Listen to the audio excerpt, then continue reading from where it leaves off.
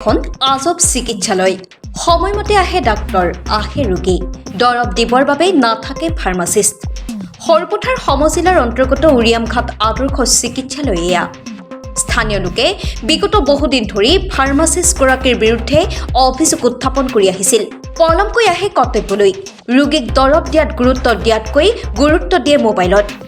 সোমবাৰে চিকিৎসালয়খনলৈ আহিল ৰোগী ডাক্তৰো আহিল ডাক্তৰে ৰোগীক পৰীক্ষা কৰি দৰৱ লিখি দিয়াৰ পিছতো দৰৱ দিবলৈ নাই ফাৰ্মাচিষ্ট উৰিয়ামঘাট আদৰ্শ চিকিৎসালয়ত আজি ইয়াতে আমি অভিযোগ শুনিবলৈ পাইছিলোঁ এগৰাকী পেচেণ্ট অহাৰ পাছত ডাক্তৰে পেচেণ্টক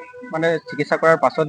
যিগৰাকী ফাৰ্মাচিষ্ট আছে সেই ফাৰ্মাচিষ্টগৰাকী সময়মতে উপস্থিত নথকাৰ ফলত আজি ফাৰ্মাচিষ্ট ভিতৰতে আচলতে হস্পিটেলৰ ভিতৰত যিখন ফাৰ্মাচিষ্ট আছে এই ফাৰ্মাচিষ্ট গৰাকী আচলতে সময়মতে উপস্থিত নোহোৱাৰ বাবে আচলতে তেখেতে ৰোগীক আচলতে শুশ্ৰূষাটো ভালধৰণে কৰিব পৰা নাই আৰু আমি অভিযোগ প্ৰায় শুনিবলৈ পাওঁ যিগৰাকী ফাৰ্মাচিষ্ট আছে সেই ফাৰ্মাচিষ্টগৰাকী আচলতে মাজে সময়ে ৰোগীসকলক যিটো ব্যৱহাৰ কৰিব লাগে আচলতে তেনেধৰণৰ ব্যৱহাৰ নহয় তেখেতৰ ব্যৱহাৰটো খুব দুৰ্ব্যৱহাৰ কৰে আচলতে আমি ঊৰ্ধ্বতম কৰ্তৃপক্ষ তথা বিভাগীয় কৰ্তৃপক্ষক আমি এটাই দাবী জনাব বিচাৰিছোঁ উৰিয়ামঘাট সীমান্ত আঞ্চলিক ছাত্ৰ সন্থাৰ তৰফৰ পৰা আচলতে ৰোগীৰ সুবিধাৰ্থে আচলতে আদৰ্শ চিকিৎসালয়খন অসম চৰকাৰ তথা বিভাগীয় কৰ্তৃপক্ষই উৰিয়ামঘাটৰ জনসাধাৰণৰ বাবে স্থাপন কৰিছিল কিন্তু যিগৰাকী ফাৰ্মাচিষ্ট আছে সেই ফাৰ্মাচিষ্টগৰাকীয়ে ডাক্তৰে সময়মতে তেখেতৰ পেচেণ্ট চোৱাৰ পাছতো ফাৰ্মাচী হস্পিটেলৰ ভিতৰত ফাৰ্মাচিষ্ট থকাৰ পাছতো তেখেতে আচলতে দৰৱ পাতি যেনেধৰণে দিব লাগে তেখেতে দিয়া নাই আৰু আচলতে ৰোগীক যি ধৰণে ব্যৱহাৰ কৰে আচলতে সেইটো ব্যৱহাৰটো খুব লজ্জাজনক বিষয় আচলতে ফাৰ্মাচিষ্টগৰাকীৰ বিৰুদ্ধে বিহিত ব্যৱস্থা গ্ৰহণ কৰিবৰ বাবে ঊৰ্ধ্বতম কৰ্তৃপক্ষক আমি দাবী জনাইছোঁ পুৱা 9:30 পাৰ হৈ যোৱাৰ পিছতো দৰৱ দিবৰ বাবে খোলা নাই দৰৱৰ ষ্ট'ৰ হাতত প্ৰেছক্ৰিপশ্যন লৈ ৰৈ থাকিবলগীয়া হয় ৰোগী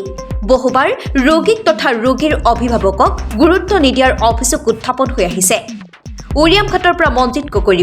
ৰিপৰ্টাৰ লাইভ অসম এতিয়া উৰিয়ামঘাট আদৰ্শ চিকিৎসালয়ৰ সন্মুখত আৰু উৰিয়ামঘাট আদৰ্শ চিকিৎসালয়খনত প্ৰায় এটা অভিযোগ আমি শুনিবলৈ পাওঁ সদায় এই অভিযোগটো শুনিবলৈ পাওঁ যে ইয়াত এগৰাকী ফাৰ্মাচিষ্ট আছে কিন্তু ফাৰ্মাচিষ্টগৰাকী কেতিয়াও সময়মতে আমি উপস্থিত থকা দেখিবলৈ নাপাওঁ আজিও এগৰাকী দুখীয়া ৰোগী এগৰাকী আহিছিল কিন্তু ফাৰ্মাচিষ্টগৰাকী তেওঁ অন ডিউটি টাইমত তেওঁ অনুপস্থিত থকাৰ বাবে ৰোগীয়ে যথেষ্ট সময় অপেক্ষা কৰিব লগা হৈছিল তাৰ উপৰিও সেই ফাৰ্মাচিষ্টগৰাকীয়ে মাজে সময়ে আমি এই অভিযোগটো শুনি আহিছোঁ তেওঁ ৰোগীক একেবাৰে দুৰ্ব্যৱহাৰ কৰে তাৰপাছত তেওঁ কৰ্তব্যৰ সময়ত বহুখিনি সময়ত আমি ফাৰ্মাচিষ্টগৰাকীক তেওঁক আমি আদৰ্শ চিকিৎসালয়খনত দেখা পোৱা নাযায় সেই গতিকে আমি বিভাগীয় কৰ্তৃপক্ষক এটাই কথা অনুৰোধ জনাব বিচাৰিছোঁ